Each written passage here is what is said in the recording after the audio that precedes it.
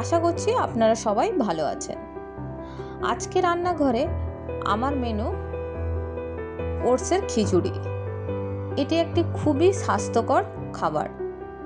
যারা ডায়েট করছেন তাদের খাদ্য তালিকায় দুপুরের মেনুতে এটি অবশ্যই রাখতে পারেন। ওটসের খিচুড়িটি একবার দুপুরে খেয়ে আপনারাও ট্রাই করতে পারেন।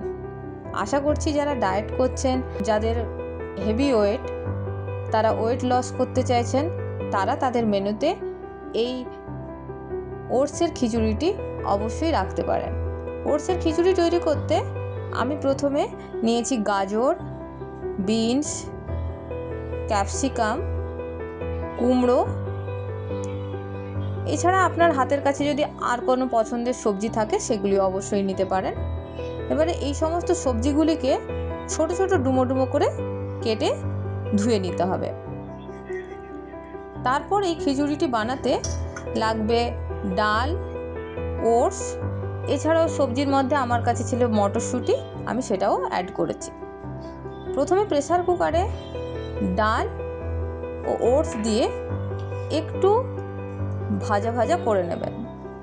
যখন একটা সুন্দর স্মেল বেরোবে ওই ভাজা থেকে, তখন আপনি যে সবজিগুলো কেটেছিলেন ডুমো ডুমো করে, ওই সবজিগুলোকে ওর মধ্যে দিয়ে দেবেন। তারপর পরিমাণ মতো জল, নুন, স্বাদ মতো নুন, হলুদ দিয়ে আপনি ওটা প্রেসার কুকারটা লাগিয়ে দেবেন। একটা সিটি পড়লেই আপনার রেডি হয়ে যাবে ওটসের খিচুড়ি।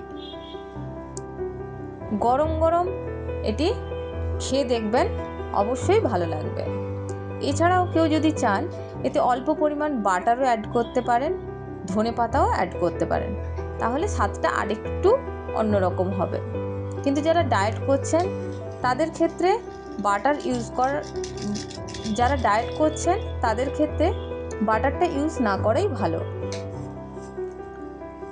আপনারা অবশ্যই একদিন ওটসের খিচুড়ি বানিয়ে খেয়ে দেখবেন।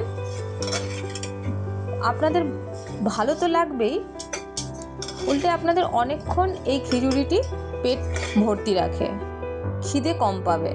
বারবার যারা ডায়েট করছেন তাদের বারবার খাওয়ার ইচ্ছেটা পাবে না।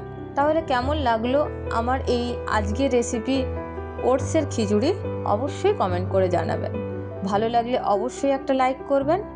আর এই রকম নিত্য নতুন রেসিপি পেতে অবশ্যই আমার চ্যানেল হেলদি টেস্টি রান্নাঘর সাবস্ক্রাইব করুন। ভালো থাকুন, সুস্থ থাকুন।